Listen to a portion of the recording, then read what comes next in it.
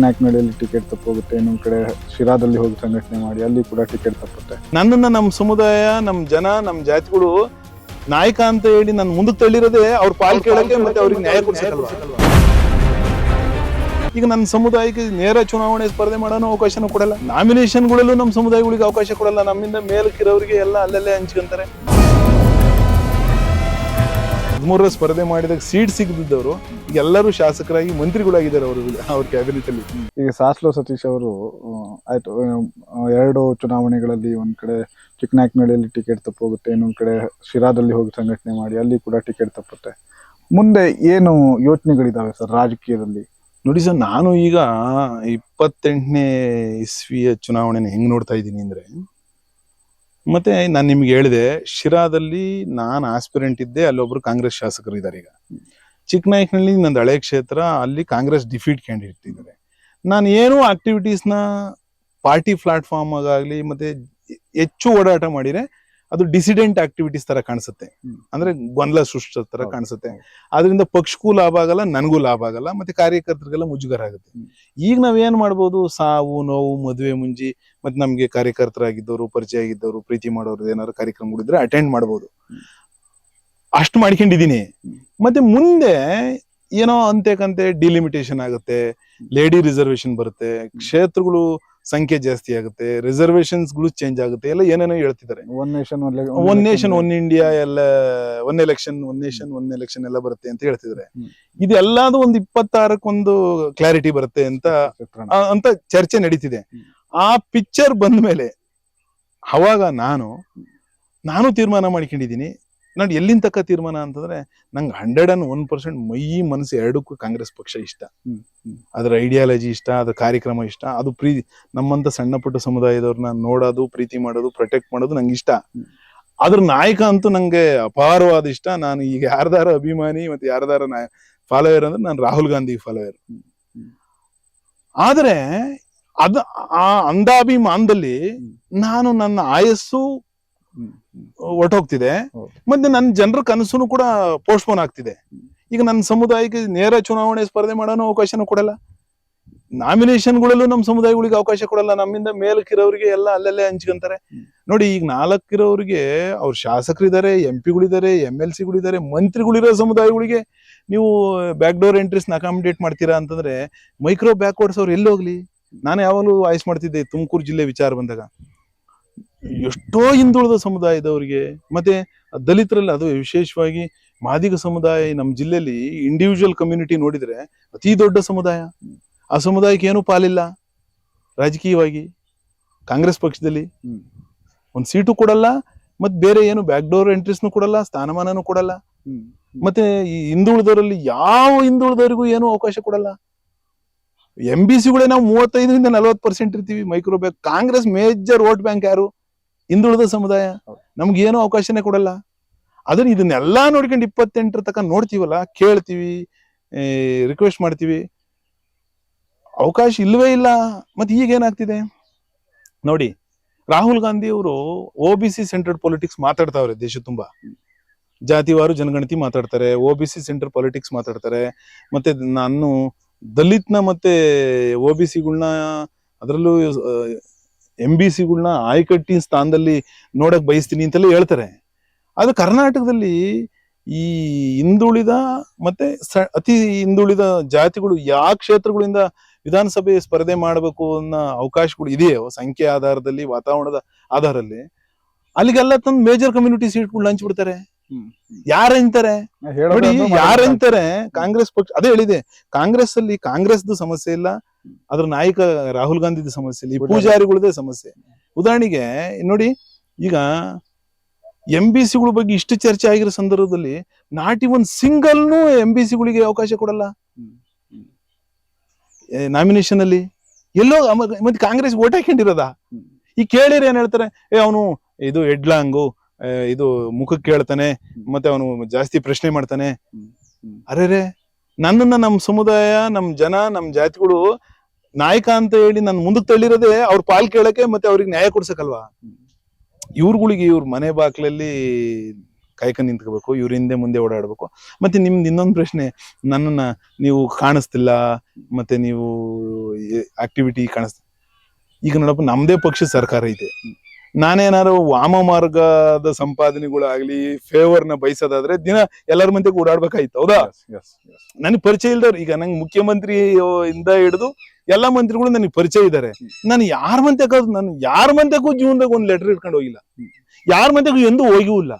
ಅಂದ್ರೆ ನಾನು ವಾಮ ಮಾರ್ಗದಿಂದ ಸಂಪಾದನೆ ಮಾಡೋದಾಗ್ಲಿ ಫೇವರ್ನ ಕೇಳೋದು ನಮ್ ಜಾಯಮಾನ್ದಾಗಿಲ್ಲ. ಅದಕ್ಕೆ 26 ತನಕ ನೋಡ್ತೀವಿ, ಕೇಳ್ತೀವಿ. ತಿರ್ಗಾ ಮತ್ತೆ ಇಲ್ಲಿ ಏನಾಗ್ತಿದೆ, ಪೂಜಾರಿಗಳ ಸಮಸ್ಯೆ ಅಂತ ಏನ್ ಹೇಳಿದೆ, ಈ ಸ್ಥಾನಕ್ ಬರೋ ಲೀಡ್ರು ಅವನ್ ಜಾತಿ, ಅವ್ರ ಹಿಂಬಾಲಕರು ಇಲ್ಲ ಅವ್ರ ಫ್ಯಾಮಿಲಿ ಅವ್ರನ್ನೇ ಅಕಾಮಿಡೇಟ್ ಮಾಡ್ಕೊಂಡು ಇದು ಅಂಗಡಿ ಕ್ಲೋಸ್ ಮಾಡಕ್ ನೋಡ್ತಾ ಇದಾರೆ ಹೊರತು ಯಾರಿಗೆ ಧ್ವನಿ ಇಲ್ಲ, ಯಾರಿಗೆ ಅವಕಾಶ ಇಲ್ಲ, ಯಾರು ನಿಜವಾದ ಎಲಿಜಿಬಿಲಿಟಿ ಇದೆ, ಮಹತ್ವಾಕಾಂಕ್ಷಿ ಇದಾರೆ ಹುಡುಗರು, ಅವ್ರನ್ನ ಗುರ್ಸೋದೆಲ್ಲ ಕಷ್ಟ ಆಗಿದೆ. ಉದಾಹರಣೆಗೆ ನೋಡಿ, ಶಿರಾ, ಹಿರಿಯೂರು, ಇವೆಲ್ಲ ಯಾರು ಗೆಲ್ಬೇಕಾಗಿರೋ ಕ್ಷೇತ್ರಗಳು ಹೇಳಿ? ಕಾಂಗ್ರೆಸ್ ಪಕ್ಷದಾಗ ಏನಾಗ್ತಿದೆ, ಮತ್ತೆ ಈಗ ಕಾಂಗ್ರೆಸ್ ವಾಪಸ್ ಆಗಿದ್ದಾರೆ, ಬಿಜೆಪಿ ಶಾಸಕರಾದಂತವ್ರು. ಅಲ್ಲ ಇರ್ಲಿ, ನಾನೇನ್ ಹೇಳ್ತಾರೆ, ಇಲ್ಲಿ ವಾಸ ಮಾಡ್ತಾ ಇರತಕ್ಕಂತ ಕಾಡುಗೋಲರ ವಿಚಾರ ಅಷ್ಟೇ ನಾನು ಮಾತಾಡಿದ್ದು. ಇದನ್ನ ಈಗ ನೀವು ಇನ್ನೊಂದು ವಿಚಾರ ಹೇಳ್ತಾ ಇದ್ರಿ, ಎಲ್ಲ ಒಂದ್ ಕಡೆ ನಮ್ಮ ಸಮುದಾಯದವರು ಕೂಡ ನಮ್ಗೆ ಏನು ಕಾಲೆಳೆಯುವಂತ ಕೆಲಸವನ್ನ ಮಾಡಿದ್ರು, ನಮ್ಮ ಜಾತಿಯವರು ಕೂಡ ಆ ತರದ್ದು ಮಾಡಿದ್ರು ಅಂತ ಹೇಳಿದ್ರಿ. ಯಾವ ವಿಚಾರದಲ್ಲಿ ಆತರ? ನನ್ ಸಮುದಾಯದವ್ರು ನನ್ ಕಾಲು ಎಳೆದಿಲ್ಲ. ನನ್ನ ಸಮುದಾಯದವರು ನಾನು ಯಾರಿಗೆ ಏನಕ್ಕೋಸ್ಕರ ಬಳಕೆ ಆಗ್ತಾ ಇದ್ದೀನಿ ಅನ್ನೋಷ್ಟು ತಿಳುವಳಿಕೆ ಇದೆ. ಈ ತಳ ಸಮುದಾಯಗಳಿಗೆ ಮತ್ತೆ ಅತಿ ಹಿಂದುಳಿದ ಸಮುದಾಯಗಳಿಗೆ, ಜಾತಿಗಳಿಗೆ ಮತ್ತೆ ಜಾತಿಯ ಯುವಕರಲ್ಲಿ ರಾಜಕೀಯ ಪ್ರಜ್ಞೆ ಕೊರತೆ ಇದೆ. ಅವರು ನನ್ನನ್ನ ಯಾಕೆ ಇವ್ರು ನನ್ನನ್ನ ಬಳಕೆ ಮಾಡ್ತಾ ಇದ್ದಾರೆ, ಯಾರ ಅವಕಾಶನ ತಪ್ಸಕ್ ಬಳಕೆ ಮಾಡ್ತಿದ್ದಾರೆ, ನನ್ನನ್ನ ಯಾಕೆ ಎಂಟರ್ಟೈನ್ ಮಾಡ್ತಿದ್ದಾರೆ, ಇದ್ರ ದೂರದೃಷ್ಟಿ ಏನು, ನಮ್ಮ ಸಮುದಾಯಕ್ಕೆ ಏನ್ ಲಾಸ್ ಆಗುತ್ತೆ ಅನ್ನೋ ಪ್ರಜ್ಞೆ ಇಲ್ದಂತ ಅದೇ ಚಮಚಗಳನ್ನ ಬಳಸ್ಕೊಂಡು ಈ ಸಮುದಾಯಗಳನ್ನ ಕತ್ಲೆಗೆ ತಳ್ತಿದ್ದಾರೆ. ಒಂದು ಮತ್ತೆ ಇನ್ನೂ ಒಂದು ಏನಾಗಿದೆ, ಕರ್ನಾಟಕದಲ್ಲಿ ಸಮರ್ಥವಾದ ವಿರೋಧ ಪಕ್ಷಗಳು ಮತ್ತೆ ಪ್ರಾದೇಶಿಕ ಪಕ್ಷಗಳು ಗಟ್ಟಿಯಾಗಿಲ್ಲ. ಇದ್ರೆ ಏನಾಗದಂದ್ರೆ ಇವ್ರು ತಗೊಳಂತ ಈ ಅಂಧ ದರ್ಬಾರ್ಗಳಿದಾವಲ್ಲ, ತೀರ್ಮಾನಗಳಿದಾವಲ್ಲ, ಇವುಕಾರ ಕಡಿವಾಣ ಬೀಳುತ್ತೆ ಅಂದ್ರೆ ನೋಡಿ ಏನ್ ಪ್ರಾಬ್ಲಮ್ ಆಗ್ತಿದೆ. ಪ್ರಾದೇಶಿಕ ಪಕ್ಷ ಬಹಳ ಗಟ್ಟಿಯಾಗಿಲ್ಲ, ಮತ್ತೆ ವಿರೋಧ ಪಕ್ಷನೂ ಕೂಡ ಬಲಿಷ್ಠವಾಗಿಲ್ಲ. ಇದು ಇವರು ನೋಡಿ ತಗೊಂಡಂತ ತೀರ್ಮಾನ ನೋಡಿ, ನೀವೇ ಹೇಳಿ. ರಾಹುಲ್ ಗಾಂಧಿ ಅವರು ಅದೆಲ್ಲ ದಿನಾ ಹೇಳ್ತಾರೆ, OBC ಸೆಂಟ್ರಡ್ ಪಾಲಿಟಿಕ್ಸ್, MBCಗಳಿಗೆ ಮತ್ತೆ ಸಾಮಾಜಿಕ ನ್ಯಾಯ. ಏನಾಗ್ತಿದೆ ಸಾಮಾಜಿಕ ನ್ಯಾಯ ಯಾರ್ಯಾರು ಮಾತಾಡ್ತಾರೆ, ಸಾಮಾಜಿಕ ನ್ಯಾಯ ಯಾರ್ಯಾರು ಮಾತಾಡ್ತಾರೆ, ಅವರು ಇಲ್ಲ ಅವ್ರ ಜಾತಿಗೆ ಇಲ್ಲ ಅವ್ರ ಫ್ಯಾಮಿಲಿಗೆ ಅಷ್ಟೇ ಅವಕಾಶನ ಕೇಳ್ತಾರೆ ಹೊರತು ಇನ್ನೊಂದ್ ಜಾತಿ ಹುಡುಗನ್ ಕರ್ಕೊಂಡೋಗಿ ಇವನು ಈ ಸಮುದಾಯ ಪ್ರತಿನಿಧಿಸ್ತಾನೆ, ಈ ಹುಡುಗ ಇಂತನು ಇವನಿಗೆ ಅವಕಾಶ ಕೊಡಿ ಅಂತ ಹೇಳಿದ ಸಾಮಾಜಿಕ ನ್ಯಾಯದ ಪರವಾದ ಲೀಡರ್ಗಳು ನಾನು ಯಾರನ್ನು ನೋಡ್ಲಿಲ್ಲ. ಸರಿ, ಇನ್ನೊಂದು ವಿಚಾರ, ನೀವು ಕಾಂಗ್ರೆಸ್ ನಲ್ಲಿ ನೀವೇ ಹೇಳಿದಾಗೆ ಮುಖ್ಯಮಂತ್ರಿಗಳನ್ನು ಕೂಡ ಪರಿಚಯ ಮಾಡ್ತೀರಾ, ಮಂತ್ರಿಗಳನ್ನು ಕೂಡ ನೀವು ಪರಿಚಯ ಮಾಡ್ತೀರಾ. ಆದ್ರೆ ಮುಖ್ಯಮಂತ್ರಿ ಸಿದ್ದರಾಮಯ್ಯನವರು ಕಳೆದ ಅವಧಿಯಲ್ಲಿ 2013ರಿಂದ 2018ವರೆಗೆ ಆಡಳಿತವನ್ನು ನಡೆಸಿದಂತ ಸಂದರ್ಭದಲ್ಲಿ ಎಷ್ಟು ಸದೃಢವಾಗಿ ಸರ್ಕಾರವನ್ನು ನಡೆಸಿದ್ರು. ಈ ಬಾರಿ ಅದಾಗ್ತಿಲ್ಲ ಅನ್ನುವಂಥದ್ದು ಸಹಜವಾಗಿ ಎಲ್ಲಾ ಕಡೆಯಿಂದ ಅದೇ ಮಾತು ಕೇಳಿ ಬರ್ತಾ ಇದೆ. ಇದಕ್ಕೆ ಏನ್ ಕಾರಣ ಇರ್ಬೋದು? ಹೌದಾ ಇಲ್ವಾ, ಏನ್ ಹೇಳ್ತೀರಾ? ನನಗೆ ಅಲ್ಲ, ನಾನು ಆಡಳಿತದ ಕಾಮೆಂಟ್ ಮಾಡಕ್ಕೆ, ನಾನು ಆಡಳಿತದ ಭಾಗ ಆಗಿ ಯಾವತ್ತೂ ಇದ್ದವನಲ್ಲ. ನಾನು ಪಕ್ಷ ಮತ್ತೆ ನಾನು ಆಸ್ಪಿರೆಂಟ್ ಆಗಿದ್ದವನು. ಅವಾಗಲೂ ಅವ್ರು 13ರಿಂದ 18 ನಾನು ಡಿಫೀಟ್ ಕ್ಯಾಂಡಿಡೇಟ್ ಇದ್ದೆ, ಕಾರ್ಯಕರ್ತರ ಅಲ್ಲ. ನಾನು ಇದು ಕಾಂಗ್ರೆಸ್ ವಿಧಾನಸಭಾ ಸೋತ ಅಭ್ಯರ್ಥಿ ಆಗಿದ್ದೆ ನಾನು. ಆದ್ರೆ ನನಗೆ ಏನ್ ಗ್ರಹಿಕೆ ಮತ್ತೆ ನಾನು ಚರಿತ್ರೆ ಎಲ್ಲ ಚೆಕ್ ಮಾಡ್ಕೊಂಡು ನೋಡಿರೋದು, ಈಗ ಒಂದ್ಸರಿ ದೇವರಾಜ ಅರಸು ಅವರಿಗೆ ಯಾವುದೋ ಅವಿಶ್ವಾಸ ನಿರ್ಣಯ ತಗೊಳ್ಳೋಂಥ ಸಂದರ್ಭದಲ್ಲಿ ಅವ್ರನ್ನ ಶಾಸಕಾಂಗ ಪಕ್ಷ ನಾಯಕನಾಗಿ ಆಯ್ಕೆ ಮಾಡೋಂಥ ಸಂದರ್ಭ ಬಂದಾಗ ಅವರು ಅದನ್ನ ತಿರಸ್ಕಾರ ಮಾಡಿ ಸಿದ್ವೀರಪ್ಪ ಅಂತಲೇ ಯಾರೋ ಒಬ್ರು ಶಾಸಕಾಂಗ ಪಕ್ಷದ ನಾಯಕರಾಗ್ತಾರೆ. ಇವರು ನನಗೆ ಕಾಂಗ್ರೆಸ್ ಪಕ್ಷದ ಅಧ್ಯಕ್ಷ ಸ್ಥಾನ ಕೊಡಿ, ಅದನ್ನ ಅವರಿಗೆ ಕೊಡಿ ಅಂತ ಹೇಳ್ತಾರೆ. ಅವಾಗ ಅವರು ಅವಿಶ್ವಾಸ ತಗೊಂಡು ಸಿದ್ವೀರಪ್ಪನ ಯಾರೋ ಅವರು ಸಹಜವಾಗಿ ಸೋಲಾಗುತ್ತೆ ಅವ್ರಿಗೆ. ಆಗ ಚುನಾವಣೆ ಬರುತ್ತೆ. ಆಗ ಮಾತಿನಂತೆ ದೇವರಾಜ ಅರಸು ಅವರಿಗೆ ಇದು ಕೊಡ್ತಾರೆ, ಕಾಂಗ್ರೆಸ್ ಪಕ್ಷದ ಅಧ್ಯಕ್ಷರು. ಆಗ ಅವರು ಇಡೀ ರಾಜ್ಯನ ಟ್ರಾವೆಲ್ ಮಾಡಿ ಪಕ್ಷವನ್ನು ಅಧಿಕಾರಕ್ಕೆ ಓಡಾಡಿ ಟಿಕೆಟ್ ಹಂಚಿ ಅಧಿಕಾರಕ್ಕೆ ತತ್ತಾರಲ್ಲ, ಅವರು ಇದನ್ನ ಅವರ ಕಳೆದ ರಾಜಕೀಯ ಜೀವನದ ಅನುಭವ ಅವ್ರಿಗೆ ಏನ್ ಕಲಿಸಿರುತ್ತೆ ಅಂದ್ರೆ, ನಾನು ಸಮುದಾಯದಲ್ಲಿ ಸಣ್ಣ ಸಮುದಾಯದವನು, ನಾನು ಏನಾದ್ರೂ ತೀರ್ಮಾನಗಳನ್ನ ತಗೊಂಡ್ರೆ ನನಗೆ ಶಾಸಕರ ಬೆಂಬಲ ಸಿಗದಲೇ ಹೋಗ್ಬೋದು, ಮತ್ತೆ ವಿರೋಧ ಆಗ್ಬೋದು ಅನ್ನೋ ಕಾರಣಕ್ಕೆ ಅವರು ಅಧ್ಯಕ್ಷರಾಗಿದ್ದು ತಾನು ತಗೊಳತಕ್ಕಂತ ತೀರ್ಮಾನಕ್ಕೆ ಬೆಂಬಲವಾಗಿರುವಷ್ಟು ಶಾಸಕರು ಆಯ್ಕೆ ಆಗಂಗೆ ಸೀಟ್ ಕೊಡೋದ್ರಲ್ಲಿ ನೋಡ್ಕೊಂಡಿದ್ರು. ಹಂಗಾಗಿ ಅವ್ರನ್ನ ಮೌನಕಾಂತಿ ಅಧಿಕಾರ ಅಂದ್ರೆ ಅವ್ರು ಮಾತಾಡದಲ್ಲೇ ಎಲ್ಲ ಮಾಡಿದ್ದಾರೆ ಅಂತ ಹೇಳಿ ಕರೀತಾರೆ. ಆದ್ರೆ ನೀವು ನೋಡಿ ಭೂ ಸುಧಾರಣೆ ಅಂತ ರೆವಲ್ಯೂಷನರಿ ಕಾರ್ಯಕ್ರಮನ ಮಾಡಕ್ಕೆ ಅವರಿಗೆ ಶಾಸಕರ ಬೆಂಬಲ ಇಲ್ಲದೆ ಮಾಡಕ್ ಆಗ್ತಾ ಇರಲಿಲ್ಲ. ಹಂಗೆ ಸಿದ್ದರಾಮಯ್ಯನವರು ಕೂಡ ಸೀಟ್ ಕೊಡಿಸೋದ್ರಲ್ಲಿ ನನಗೆ ಈಗ ನಮ್ಮ ಅಹವಾಲು, ನಾನು ಅವ್ರ ಮೇಲೆ ಕಾಮೆಂಟ್ ಮಾಡುವಷ್ಟು ದೊಡ್ಡವನಲ್ಲ. ನಮ್ಮಂತ ಸಣ್ಣ ಪುಟ್ಟ ಸಮುದಾಯದವರಿಗೆ, ಹಿಂದುಳಿದ MBCಗಳಿಗೆ, ಅತಿ ಹಿಂದುಳಿದ ಜಾತಿಗಳಿಗೆ ಹೆಚ್ಚಿನ ಸೀಟ್ ಕೊಡಿಸ್ಬೇಕಾಗಿತ್ತು. ಅವರು ಇಷ್ಟು ಪೀಕಲ್ಲಿ ಇದ್ರು, ಅವ್ರ ನಾಯಕತ್ವದ ಕಾಲದಲ್ಲಿ. ಆಮೇಲೆ ಆಯ್ತು, ನಮ್ಮ MBCಗಳಿಗೆ ಹಣಕಾಸಿನ ಶಕ್ತಿ ಕಮ್ಮಿ ಇರುತ್ತೆ ಅಂತ ತಿಳ್ಕೊಳ್ಳಿ, ಆರ್ಗ್ಯುಮೆಂಟ್. ಸಿದ್ದರಾಮಯ್ಯನವರು ಆ ಶಕ್ತಿ ಇಲ್ದರಿಗೆ ಶಕ್ತಿ ಬರ್ಸೋದೇನ್ ದೊಡ್ಡ ವಿಚಾರನ? ಶಕ್ತಿ ತುಂಬೋದು ದೊಡ್ಡ ವಿಚಾರನ? ಆಯ್ತು, ಅವ್ರು ಎಂತಂತರಿಗೆ ಶಕ್ತಿ ತುಂಬಿದ್ರು, ಯಾರನ್ನ ಪುಷ್ ಮಾಡಿರು ಅಂತ ಎಲ್ಲರೂ ನಾವು ನೋಡಿದೀವಿಲ್ಲ ರಾಜಕೀಯದಲ್ಲಿ. ನಾನು 13ರ ಸ್ಪರ್ಧೆ ಮಾಡಿದಾಗ ಸೀಟ್ ಸಿಗದಿದ್ದವರು ಈಗ ಎಲ್ಲರೂ ಶಾಸಕರಾಗಿ ಮಂತ್ರಿಗಳಾಗಿದ್ದಾರೆ ಅವ್ರ ಕ್ಯಾಬಿನೆಟ್ ಅಲ್ಲಿ. ನನಗೆ ಮತ್ತೆ ಸೀಟೇ ಸಿಗ್ತಾ ಇಲ್ಲ ಕಾಂಗ್ರೆಸ್ ಪಕ್ಷದಲ್ಲಿ. ಹಂಗಾಗಿ ಅವರು ಪ್ರೀತಿ ಮತ್ತೆ ಅವರ ಕಣ್ಣಿಗೆ ನಾವು ಬೀಳ ಅಂತ ಅನ್ಸುತ್ತೆ. ಮತ್ತೆ ಅವ್ರಿಗೆ ಒಳಕಂಡು ಕೆಲಸ ಮಾಡ್ಲೇನೋ ಅಂತ ನಂಗೆ ಅನ್ಸುತ್ತೆ ಒಂದ್ಸರಿ. ಮತ್ತೆ ನಾನು ಅವರು ಮುಖ್ಯಮಂತ್ರಿ ಇದ್ದಾಗ, ಆಮೇಲೆ ನಿಮಗೆ ಮಾಹಿತಿ ಇರ್ಲಿ, ಅವ್ರು ಮುಖ್ಯಮಂತ್ರಿ ಇದ್ದಾಗ ನಾನು ಚಿಕ್ಕನಾಯಕನಹಳ್ಳಿ ಕ್ಷೇತ್ರದಲ್ಲಿ ಅವ್ರು 3 ಬಾರಿ ಬಂದಿದ್ದಾರೆ. ಒಂದ್ಸರಿ ಗೌರ್ಮೆಂಟ್ ಬರ ವೀಕ್ಷಣೆ ಮಾಡಕ್ ಬಂದಿದ್ರು, 2 ಚುನಾವಣಾ ಕ್ಯಾಂಪೇನಿಗೆ ಬಂದಿದ್ರು. ಭಾರಿ ಜನಸಂಖ್ಯೆ ಸೇರಿ ಕಾರ್ಯಕ್ರಮ ಮಾಡಿದ್ದೆ. ಅವಾಗ ಭಾರಿ ಜನ ಸೇರಿದ್ರು ಅಂತ ಅವರೇ ಭಾಷಣ ಮಾಡಿದ್ದಾರೆ. ಈ ಹುಡುಗ ಮುಂದೆ ಕ್ಯಾಂಡಿಡೇಟ್ ಆಗ್ತಾನೆ, ಮುಂದೆ ಶಾಸಕ ಆಗ್ತಾನೆ, ವಿಧಾನಸೌಧಕ್ಕೆ ಬರ್ತಾನೆ ಅಂತೆಲ್ಲ ಭಾಷಣ ಮಾಡಿದ್ರು. ಮತ್ತೆ ಸೀಟೇ ಕೊಡ್ಲಿಲ್ಲ ಅವರು. ನಾನು ಈಗಲೂ ಕೂಡ ಬೇಜಾರಾದಾಗ, ಇಲ್ಲ ನನ್ನ ಬರ್ತಡೇ ದಿವಸ ನಾನು ಕಲ್ಲಹಳ್ಳಿಗೆ ದೇವರಾಜ ಅವರ ಸಮಾಧಿ ಹತ್ರ ಹೋಗ್ತೀನಿ, ಅದನ್ನೆಲ್ಲ ಹಿನ್ನೆಲೆಯಿಂದ ಏನ್ ಅನ್ಕೊಂಡಿದ್ದೆ ಅಂದ್ರೆ, ಆ ಹುಡುಗ ಅಷ್ಟು ಈ ತರ ಕಮ್ಯುನಿಟಿಯಿಂದ ಬಂದು ಇಷ್ಟು ಜೋರಾಗಿ ಇಲ್ಲಿ ಆರ್ಗನೈಸ್ ಮಾಡಿದಾನೆ, ಜನ ಸೇರಿಸ್ತಾನೆ, ಇಷ್ಟು ಶಕ್ತಿ ಇದೆ ಈ ಹುಡುಗ ಎಲ್ಲೋದ ಕರೀರಿ ಅಂತ ಕರೀರಿ ಅಂತ ಹೇಳಿ ಕರೆಸ್ತಾರೆ ಅಂತ ನಾನು ಒಂದು 10-15 ವರ್ಷದಿಂದ ಕಾದೆ. ಆದ್ರೆ ಅವ್ರು ಕರೆಯೋದ್ ಬೇಡಿಲ್ಲ, ನಾವೇ ಹುಡುಕೊಂಡು ಹೋದಾಗ್ಲೂ ಕೂಡ ಅವ್ರ ಕೈ ಹಿಡಿಲ್ಲ, ತಳ್ಳಿದ್ರು ಹಿಂದಕ್ಕೆ. ನನಗೆ ಅವಕಾಶ ಇದ್ದ ಸಂದರ್ಭದಲ್ಲಿ 2 ಸರಿನೂ ಅವ್ರ ಹಿಂದೆ ತಳ್ಳಿದ್ರು. ಮತ್ತೆ ಅವ್ರು ಒಂದ್ಸರಿ ನನಗೆ ಕಾಂಗ್ರೆಸ್ ಆಫೀಸಲ್ಲಿ, ನನ್ನಿಂದ ನಿನಗೆ ಒಂದಿಷ್ಟು ಅನ್ಯಾಯ ಆಗಿದೆ ಕಣೋ, ಈ ಸರಿ ಕಾಂಪನ್ಸೇಟ್ ಮಾಡ್ತೀನಿ ಅಂತಾನೂ ಹೇಳಿದ್ರು ನೇರವಾಗಿ ನನಗೆ. ಮತ್ತೆ ಕೈ ಬಿಟ್ರು.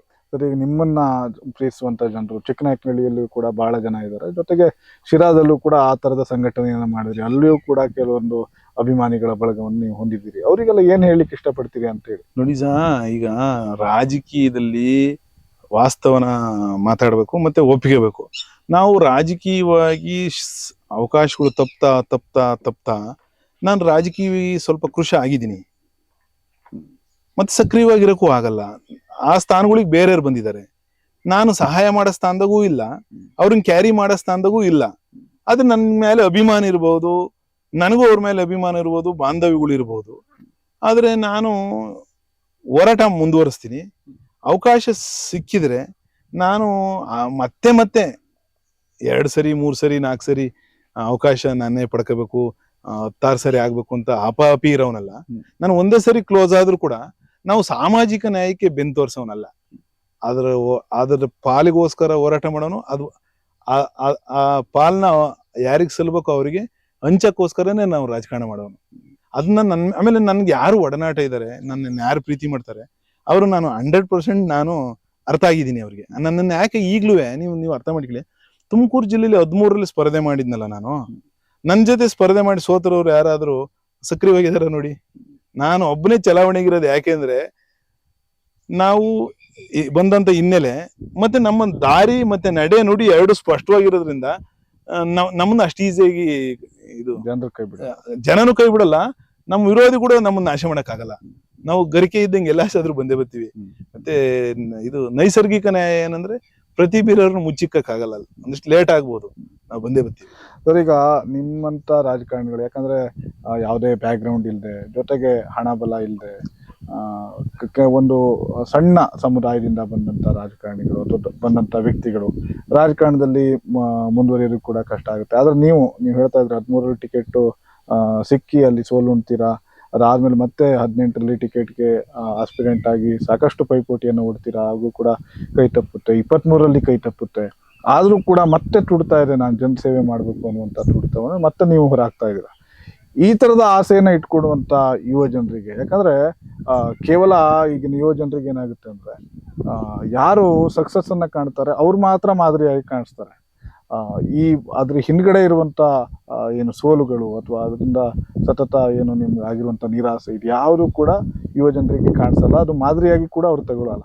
ಅಂತ ಜನರಿಗೆ ಅಥವಾ ಅಂತ ಯುವಕರಿಗೆ ರಾಜಕಾರಣದಲ್ಲಿ ಬರಬೇಕು, ಜನಸೇವೆ ಮಾಡ್ಬೇಕು ಅನ್ನುವಂತ ಆಸೆಯನ್ನು ಇಟ್ಕೊಂಡಂತ ಯುವಕರಿಗೆ ಏನ್ ಹೇಳ್ಲಿಕ್ಕೆ ನೋಡ್ರಿ, ಇಷ್ಟೇ ಹೇಳ್ತೀನಿ. ನಾನು ಇದನ್ನೇ ಮಾತಾಡ್ತಿರ್ತೀನಿ ಎಲ್ಲ ಕಡೆ. ಈ ತಳ ಸಮುದಾಯಗಳಲ್ಲಿ ಮತ್ತೆ ಅತಿ ಹಿಂದುಳಿದ ಸಮುದಾಯಗಳಲ್ಲಿ ರಾಜಕೀಯ ಪ್ರಜ್ಞೆ ಜಾಸ್ತಿ ಆಗ್ಬೇಕು, ಮತ್ತೆ ರಾಜಕೀಯಕ್ಕೆ ಹೆಚ್ಚು ಹೆಚ್ಚು ಯುವಕರು ಬರ್ಬೇಕು ಅಂತ ಹೇಳ್ತಿರ್ತೀನಿ. ಅವ್ರು ನನಗೆ ವಾಪಸ್ ಕೇಳ್ತಿರ್ತಾರೆ, ನಿನಗೆ ಹಿಂಗಾಗೋಯ್ತು, ನಾವಿನ್ನೇನು ಓಪ್ ಇಟ್ಕೊಂಡು ಇದ್ರಲ್ಲಿ ಬರೋದು, ಮತ್ತೆ ನಾವು ಸರ್ವೈವ್ ಆಗತ್ತಾ, ಮತ್ತೆ ನಮ್ಗೆ ಅದನ್ನ ತೂಗ್ಸೋ ಶಕ್ತಿ ಇದೆಯಾ ಅಂತೆಲ್ಲ ಕೇಳ್ತಾರೆ.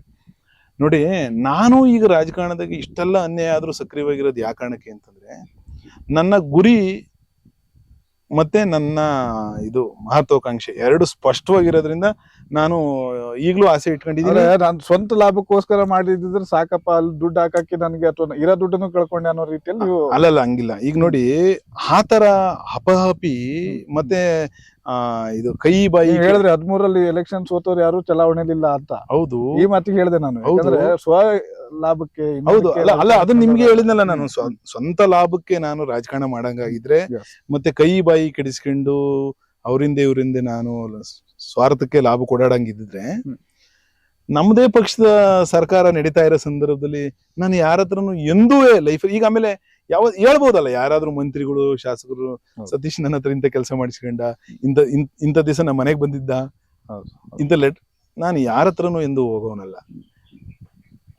ಹಂಗಾಗಿ ನಮ್ಮ ಗುರಿ ಮತ್ತೆ ಕಾರಣ ಸ್ಪಷ್ಟವಾಗಿರೋದ್ರಿಂದ ಯಾರಿಗೆ ಅವಕಾಶ ಸಿಕ್ಕಿಲ್ಲ ಮತ್ತೆ ಯಾರು ಪ್ರಾತಿನಿಧ್ಯ ಪಡ್ಕೊಂಡಿಲ್ಲ, ಅದನ್ನ ಮಾಡ್ಬೇಕು ಅನ್ನೋ ಹಠಕ್ಕೆ ನಾವು ರಾಜಕಾರಣದಾಗಿರೋರು ಹೊರತು ಸಂಪಾದನೆ ಮಾಡಕ್ಕಾಗ್ಲಿ, ದುಡ್ಡು ಮಾಡಕ್ಕಾಗ್ಲಿ, ಆಮೇಲೆ ನಮ್ಮ ನಂತರ ಪೀಳಿಗೆನ ತಂದಿದ್ರೊಳಗೆ ಸೇರ್ಸೋದಾಗ್ಲಿ ನಮ್ದಿಲ್ಲ.